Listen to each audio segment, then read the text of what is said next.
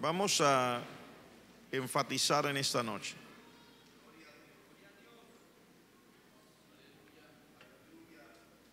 En el estudio del libro de Apocalipsis, y vamos a titularlo El sexto sello. Es un énfasis para hacer un poco más de claridad sobre lo que hablamos el domingo en la mañana. El sexto sello, como aparece aquí en el libro de Apocalipsis en el capítulo 6, en la parte que hemos leído, abre el momento en que los juicios se trasladan a la parte física, a la parte de la naturaleza. Bastante impresionante, por cierto, porque dice: cuando abrió el sexto sello se produjo un gran terremoto. Aquí dice un gran terremoto. Nosotros sabemos lo que significa un terremoto porque las noticias continuamente nos hablan. Hay muchos terremotos en todo el mundo, pero en el libro de Apocalipsis, durante la época de la gran tribulación, se nombra por lo menos 4 terremotos de una escala gigantesca. Terremotos a los que no estamos acostumbrados normalmente. Terremotos que pasan las medidas que hemos tenido actualmente. Nosotros tenemos una escala muy popular para medir los terremotos a nivel mundial. Se llama la escala de Richter y va de 1 a 10. Los terremotos más fuertes que han golpeado y que están registrados se tienen más o menos en 8.9 y 9, o sea, casi al tope. 8.9 es de lo más que se ha registrado en terremotos. Cuando han sido terremotos de ese tipo, son supremamente dañinos. Ya son terremotos con una escala de destrucción muy fuerte, masiva. Y también los efectos en el mismo terreno son mucho más pronunciados, por decirlo de alguna manera. Quería repetirles lo que les hablé y lo que leímos un poco en el momento que comenzamos este estudio de esta parte. Y es que aunque aquí parece que uno fuera exagerado al decirlo, sin embargo, al estudiar la palabra de Dios, uno se da cuenta que no hay ninguna exageración al hablar de un terremoto que se pasa de las medidas que estamos acostumbrados. Porque no es solamente algo que usted dice puede suceder, sino que la historia nos habla de acontecimientos de esta índole, de carácter de cataclismo. Les mencioné uno solo el domingo anterior, les vuelvo a hacer mención. Sucedió en el 1883. La explosión más nombrada entre los geólogos, los científicos modernos, por el tipo cataclísmico que tuvo, sucedió en una isla volcán llamada Krakatoa, ubicada en Indonesia, en un estrecho, no recuerdo exactamente, pero si no estoy mal, el estrecho de Sonda. Allí esta isla de Krakatoa, que también era un volcán, hizo explosión en ese año, y los estudiosos, los eruditos, dicen que es el sonido más alto hasta ahora registrado en la historia, la explosión del Krakatoa. Sonó tan fuerte que a 4.500 kilómetros de distancia se oyó perfectamente claro.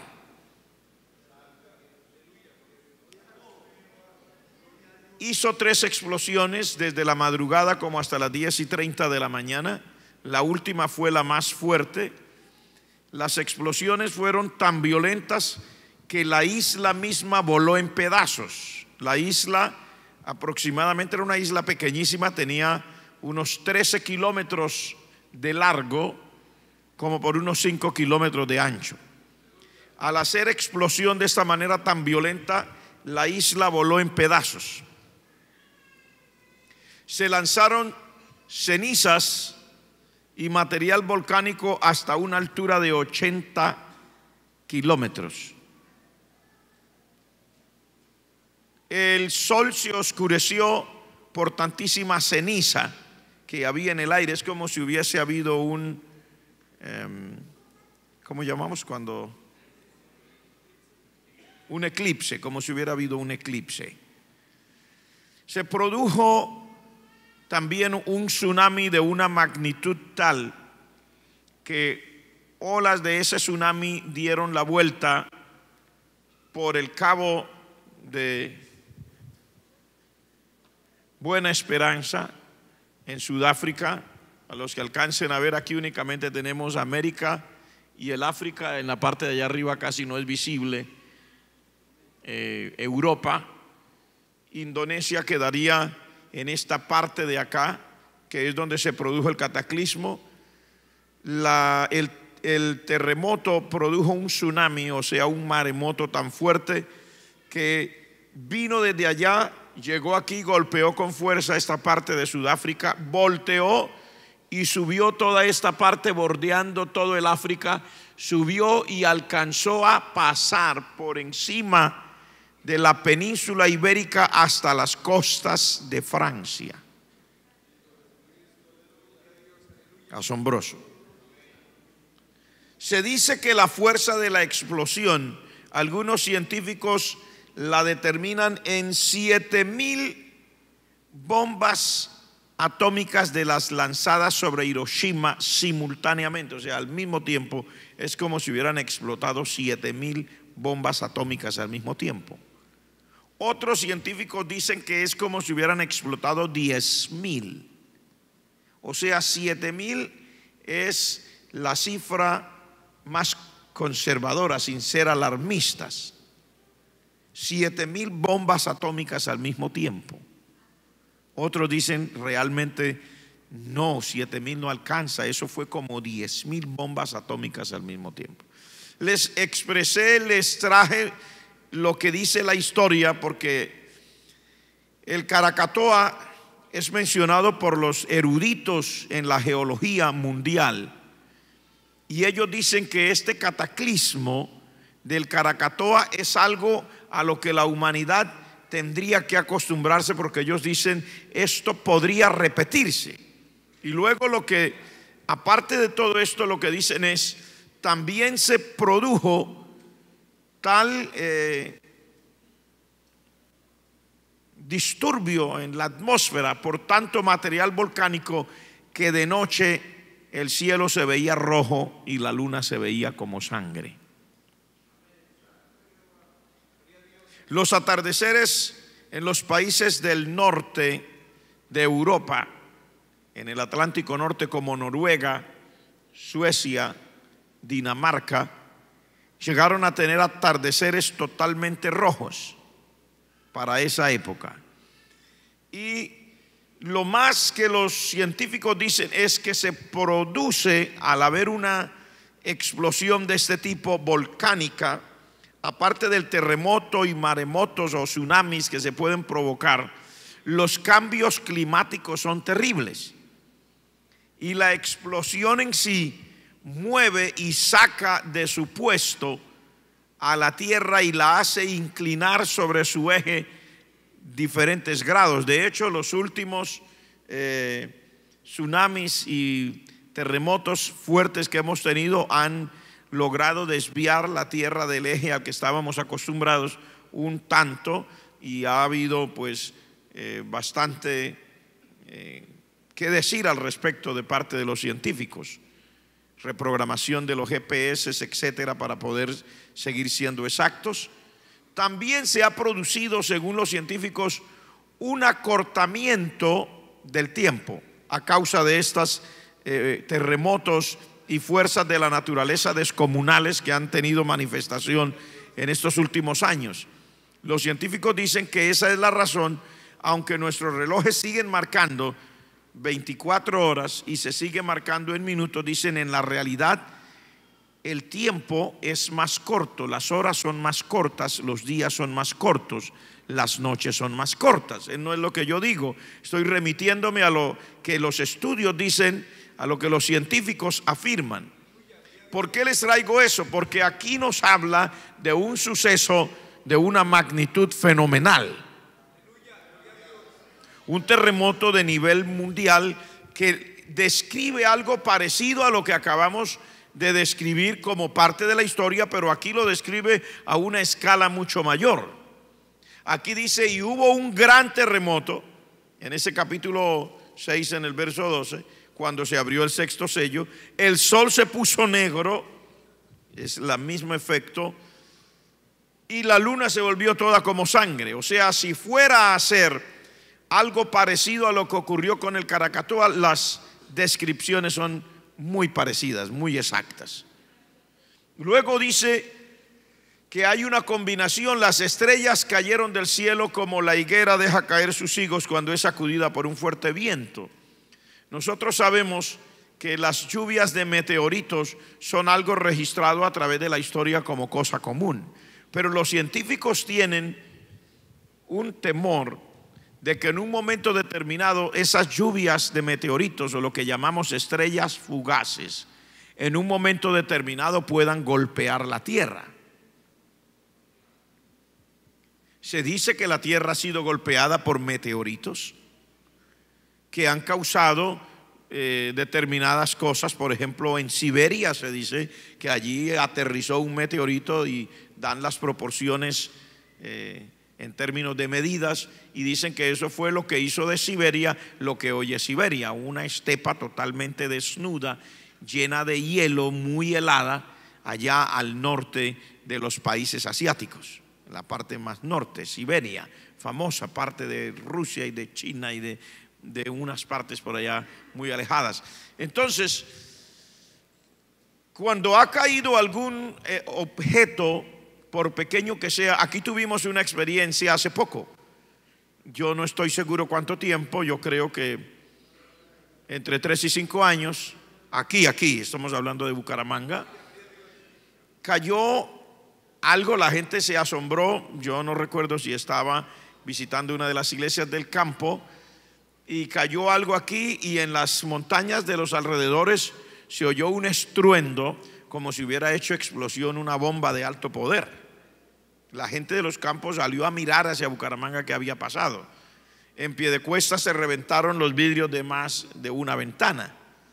Aquí también se oyó muy fuerte, y después de hacer todas las investigaciones fue un pedacito de lata que se llama chatarra espacial, parte de uno de los satélites que andan por ahí dando vueltas, que cuando acaban su ciclo de vida, su ciclo de uso, entonces van perdiendo fuerza, se despedazan, y algunos vuelven a entrar en la órbita y caen en alguna parte. Cayó un pedacito de lata, ni siquiera fue tan grande, pero el solo hecho de venir desde afuera con esa fuerza al entrar a la atmósfera y golpear aquí en una de las montañas de por acá de Santander, un pedacito de lata, hizo creer todo eso. ¿Se imagina usted lo que dice aquí cuando habla de esta lluvia de estrellas fugaces o de meteoritos cayendo sobre la tierra? Terrible, terrible, terrible, terrible, terrible. Dice la escritura en el verso 14: el cielo se desvaneció como un pergamino que se enrolla. Estamos hablando de la atmósfera. Mire, cuando ha habido explosiones como la explosión de la bomba de Hiroshima, todas las explosiones nucleares realmente causan ese daño en la atmósfera, rompen las capas de la atmósfera, porque la atmósfera es unas capas de gases que están rodeando la Tierra. Y cuando se han producido explosiones, por eso ustedes sabrán, para nadie es un secreto, que las explosiones nucleares que se comenzaron haciendo como experimento a campo abierto, por ejemplo para la bomba que se lanzó durante la Segunda Guerra Mundial en Hiroshima y la otra en Nagasaki. Primero, para probarla, se hicieron unas explosiones de este tipo a cielo abierto por allá en los desiertos de Utah, en los Estados Unidos, donde ellos consideraban que era pues el mejor sitio. Pero al darse cuenta después, ustedes saben que las explosiones nucleares de prueba siempre se siguieron haciendo subterráneas. ¿Por qué las hacían subterráneas? Porque ellos se dieron cuenta que al hacerse estas explosiones nucleares se causaba ese gran daño a la atmósfera, se rompían las capas de la atmósfera, y en especial una que protege muchísimo de los rayos del sol, que es la capa de ozono, que hace como de un filtro. Y entonces eso es lo que dice acá: el cielo se desvaneció como se enrolla un pergamino. Si una bomba de esas puede causar esos efectos a la escala en las que esté dada, imagínese usted si de parte de Dios, en medio de los juicios, Dios mismo no puede hacer que se causen estos efectos. Por supuesto que sí, pero el resultado final aparece en ese verso 14. Dice: y toda isla y todo monte se removió de su lugar. O sea, si es que fuese así, yo no estoy diciendo que tiene que ser así, pero le estoy mostrando cómo la historia dice que es posible que estos desastres de tipo cataclísmico se produzcan, que no es nada ajeno a lo que ya ha acontecido, pero que puede ser multiplicado. Miren lo que dicen los científicos, los geólogos modernos, y por eso siempre se seguirá hablando del Krakatoa, porque ahora hay una isla llamada el Nan Krakatoa, que en el idioma nativo quiere decir el hijo del Krakatoa, sobre el mismo lugar donde desapareció la isla porque voló en pedazos al hacerse la explosión en 1883. En el mismo lugar, en el 1927, comenzó otra vez a salir a la superficie.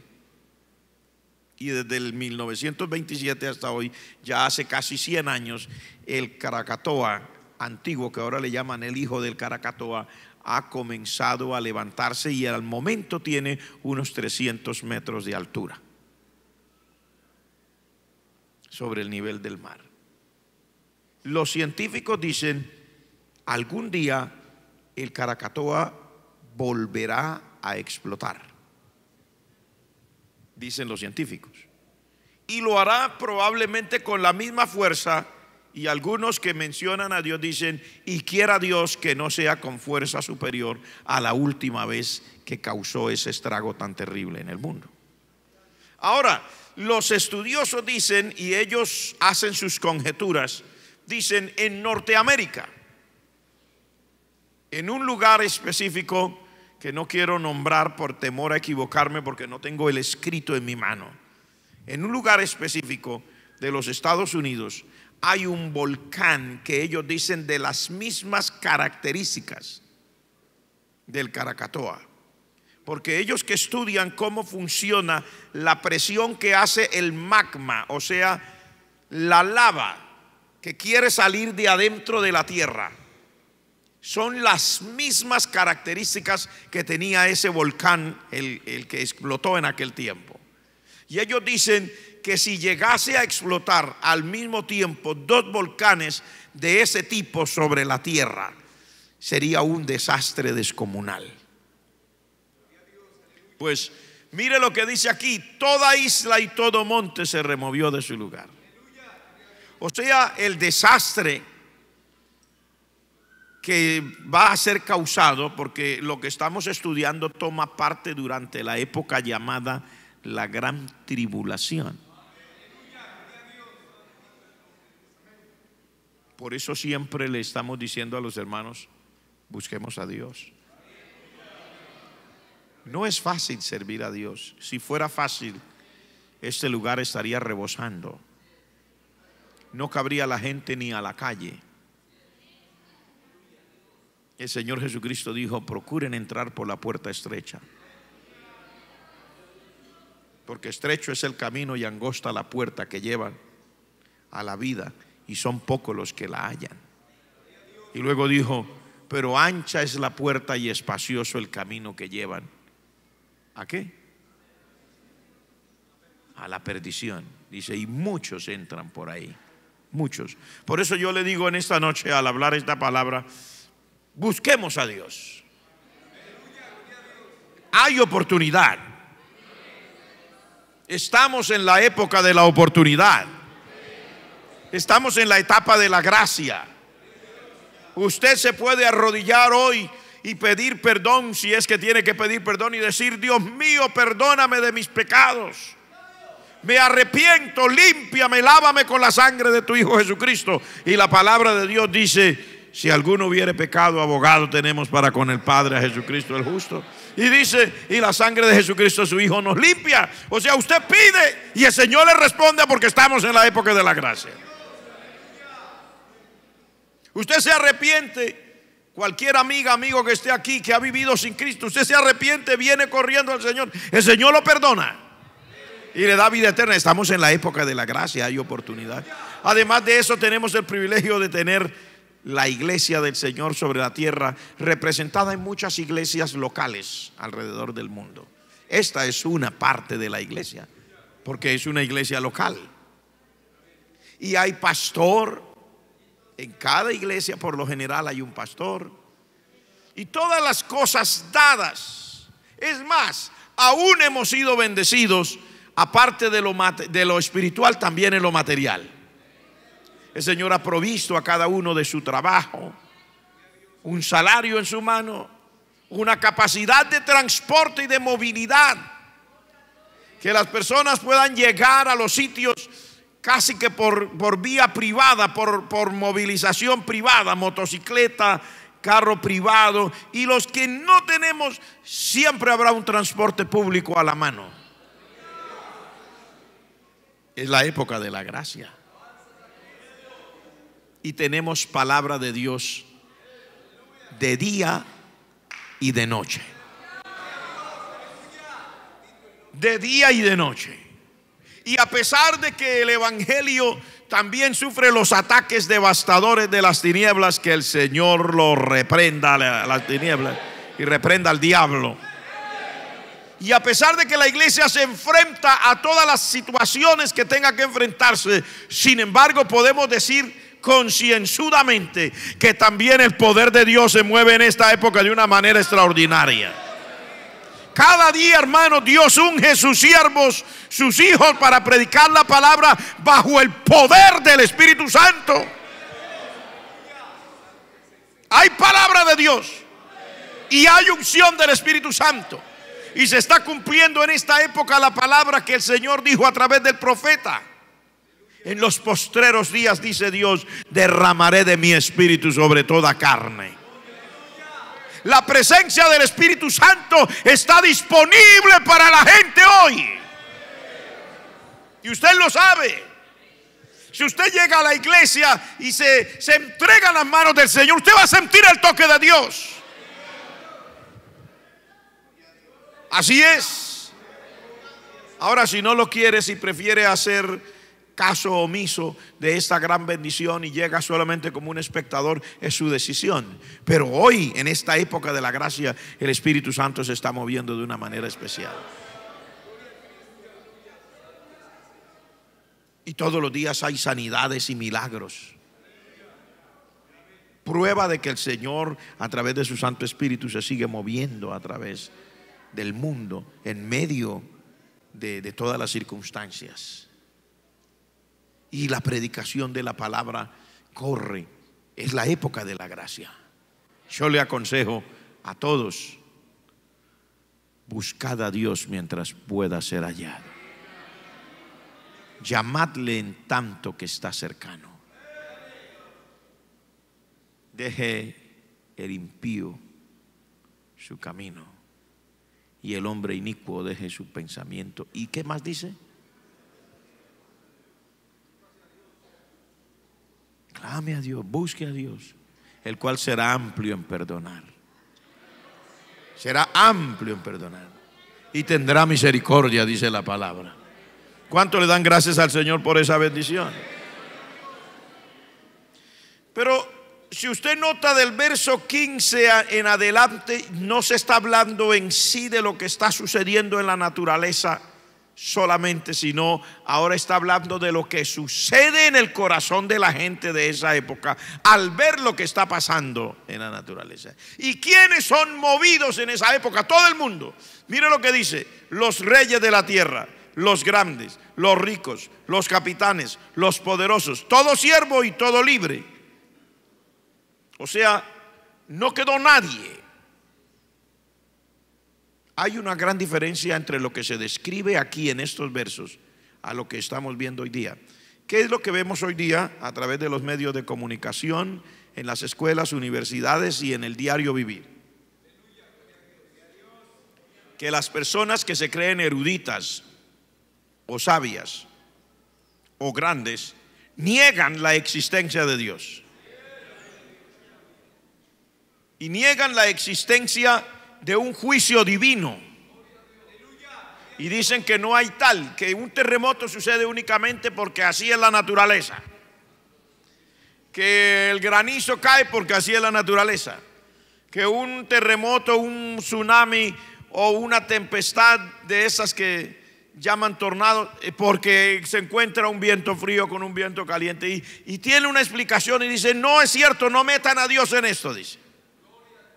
Pero cuando usted lee aquí estos versos, usted encuentra totalmente diferente. Dice: todos los grandes, todos los ricos, todos los poderosos, incluyendo los militares, los capitanes, los siervos, los libres, todo el mundo, dice, se escondieron en las cuevas y entre las peñas de los montes.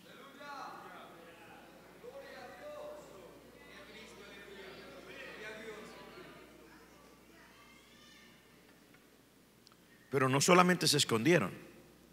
Mire qué más dice: decían a los montes y decían a las peñas: caed sobre nosotros.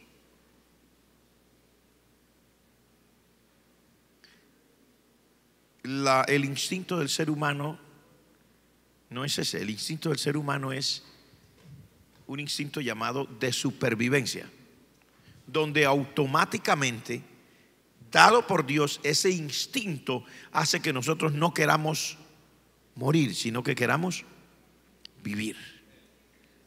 Pero en ese momento la gente no quiere vivir. La gente le dice a las peñas y a los montes: caigan sobre nosotros. Da la impresión también que en toda esta época que ya hemos comenzado y que ya lo hay, hasta que llegue ese momento que será cuando nosotros no estemos aquí, aunque no podríamos no estar aquí esta misma noche, porque el Señor podría recoger a su pueblo esta noche, en lo que llamamos el rapto de la iglesia. Si el mundo lo cree, amén, y si no lo cree también, podría ser esta noche. Nosotros, nadie, dice el Señor, nadie sabe el día ni la hora, pero sí dijo unas señales, y podría ser hoy. Y si es hoy, pues alabado sea su nombre. Si es esta noche, pues bendito sea nuestro Dios. Oh, que el Señor Jesucristo venga a recoger su iglesia, será una dicha. Gloria al nombre del Señor. Pero mire usted que ya la gente está haciendo lo que dice aquí. Dice: habrán cuevas en las peñas y en los montes. O sea, la gente ya en muchos lugares ha hecho túneles, supuestamente para sobrevivir a una catástrofe. Y yo creo que usted de pronto en algún documental, en esas cadenas de televisión que hablan de estos asuntos de ciencia o de documentales, usted haya visto y oído que ya la gente en muchos lugares del mundo han abierto túneles para escapar de las grandes y terribles cosas que van a pasar sobre la tierra. Y mire lo que dice aquí. Exactamente, mire cuántos años hace de eso, hermano. Cuando el Señor dio Apocalipsis a través del apóstol Juan por el Espíritu Santo, estábamos en el primer siglo de esta parte de la historia, a través del apóstol Juan. Pero ya el Señor sabía que el ser humano iba a hacer todo esto. Túneles, cuevas, lugares de escondite. Dice: se escondieron allá. Pero en el momento de la tribulación tan terrible, porque yo no les he contado con todo lujo de detalle lo que he leído y estudiado sobre aquel suceso que aconteció en el 1883, pero una de las cosas que dicen es que la gente de las islas y lugares cercanos creían que estaban frente a una tormenta, porque se oían como truenos, como relámpagos tan fuertes que las gentes algunas se desmayaban del miedo. Eso dice la historia. Pues lógico, mire, aquí dice, se esconden a causa de lo que está pasando.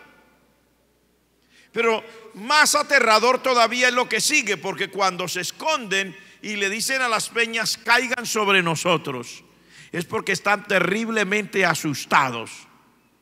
Pero mire lo que dice: y escóndanos del rostro del que está sentado sobre el trono, y escóndanos de la ira del Cordero, porque el gran día de su ira ha llegado.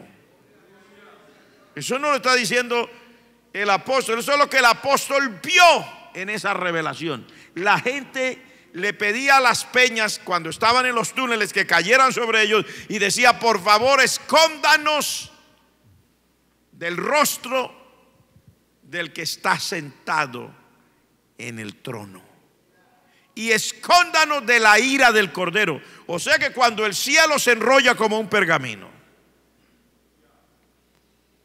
en esa época la gente reconocerá que hay un Dios que está ejerciendo los juicios sobre la tierra. Contrario a lo que hace hoy, ¿verdad? Porque la gente está preocupada de su inmoralidad, de su homosexualismo, de su lesbianismo, de su adulterio, de su fornicación, de todo lo que quiera. Y la gente tiende a negar, dice: no es cierto, no me digan, no hay Dios, Dios no castiga. Y bueno, y hablan aquí. Pero para ese momento, dice, cuando sucede ese cataclismo tan horrible, cuando sucede esa cosa tan tremenda, dice, la gente ve. Tiene que verlo de alguna manera, porque lo describen claro. Dice: está sentado en un trono y vemos al Cordero. Pero dicen algo más. Dicen que el Cordero tiene ira, cuando normalmente los corderos no tienen ira, porque el Cordero es visto como un animal muy sumiso. La escritura dice en el libro de Isaías capítulo 53: como cordero enmudeció delante de sus trasquiladores y no abrió su boca. Pero para este momento ese cordero, todavía ellos lo siguen identificando. Cuando lo anuncian como el Cordero, están dándole el reconocimiento que ese del que dicen que tiene miedo es el Señor Jesucristo, que es el Cordero de Dios que quita el pecado del mundo. Pero que para ese momento ya no estará ejerciendo su función de Cordero para ofrecer sacrificio. En ese momento está puesto por el Padre para derramar los juicios, y dice con una ira terrible.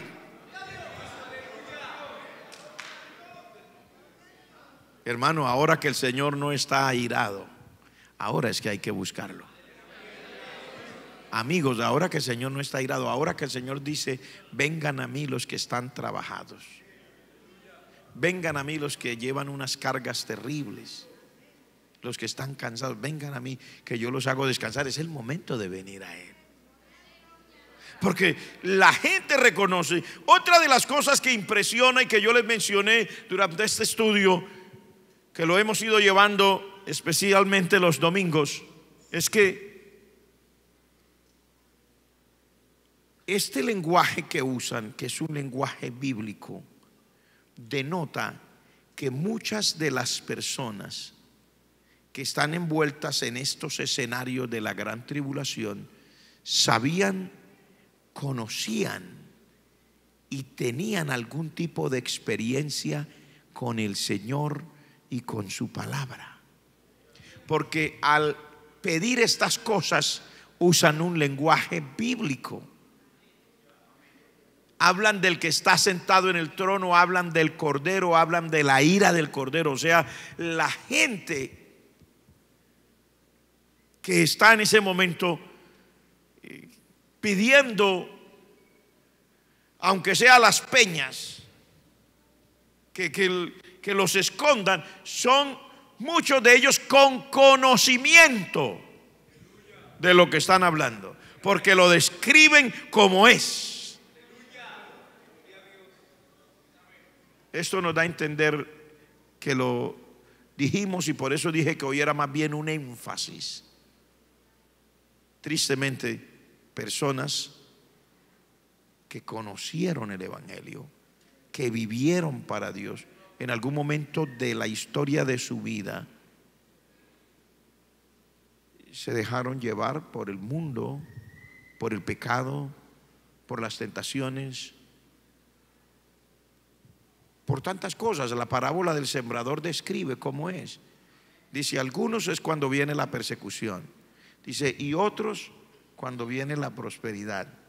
En la parábola del sembrador lo dice, parte de la semilla cayó junto al camino, parte de la semilla cayó entre espinos, parte de la semilla cayó en pedregales. Y cuando la describe dice, una parte, sobre todo la que cayó entre los espinos, dice, es aquella que cuando ya salió, brotó, vienen los afanes de la vida y la ahogan la palabra y las riquezas, dice.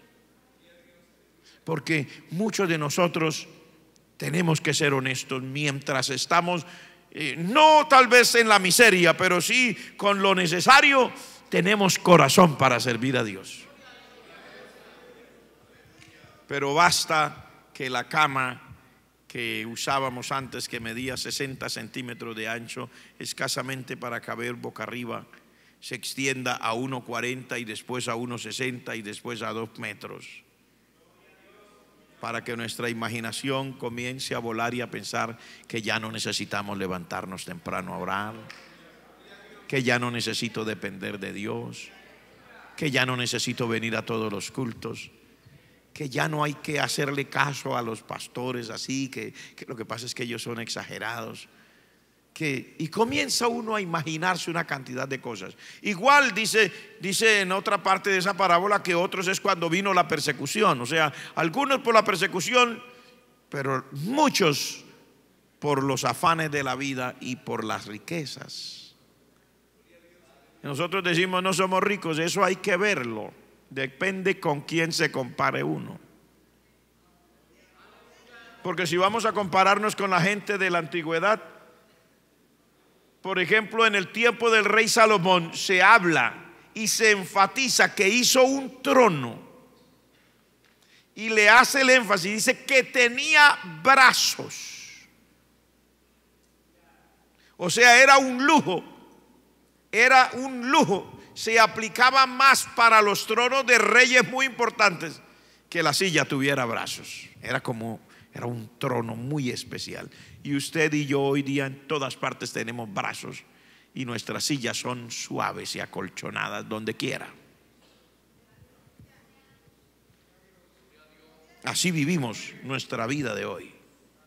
Todos llevamos, ¿verdad?, a la mano un pedacito de plástico en el bolsillo, le llamamos celular, un teléfono con el que usted habla de aquí a la Conchinchina, sin cables y sin esperas.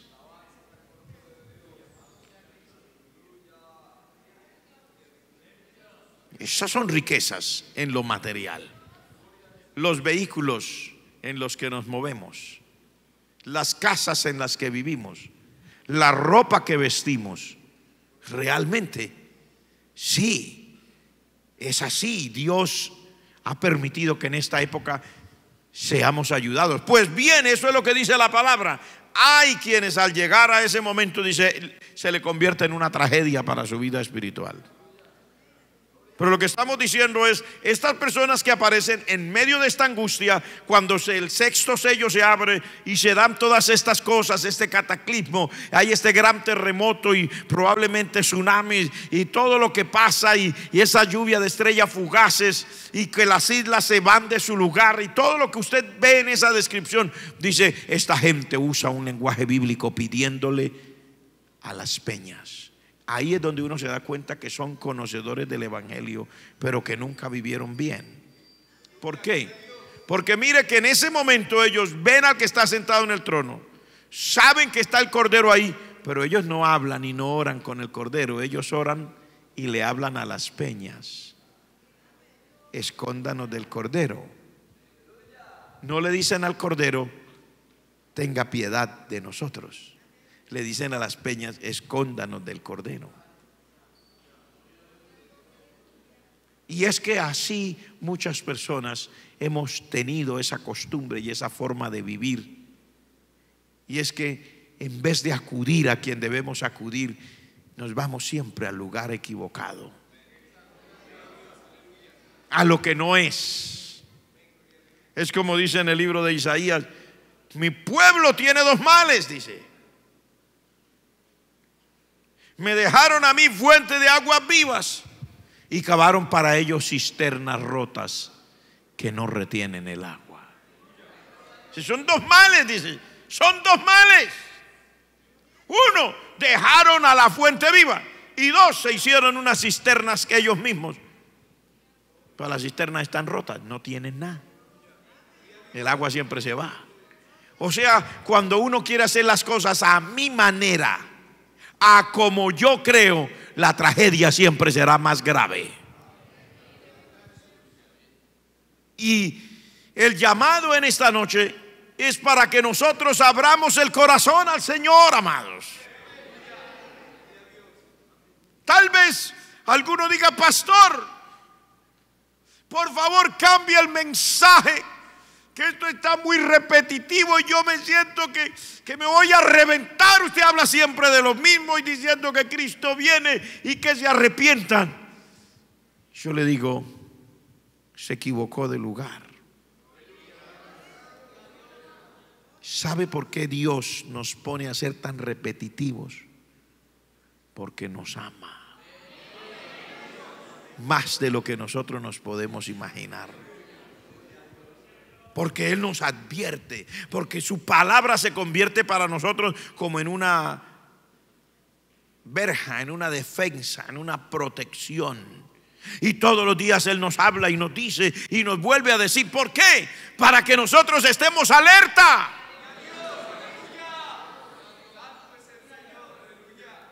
Amén. Para que no vaya a suceder, hermano. Qué triste si alguna persona conoce al Señor y un día se dé cuenta que llegó ese momento, que el resto de la iglesia no está por aquí, pero que Él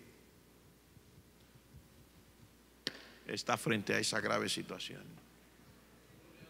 Qué triste será, porque cuando nosotros no tenemos la presión de esas circunstancias sobre nosotros, nos imaginamos.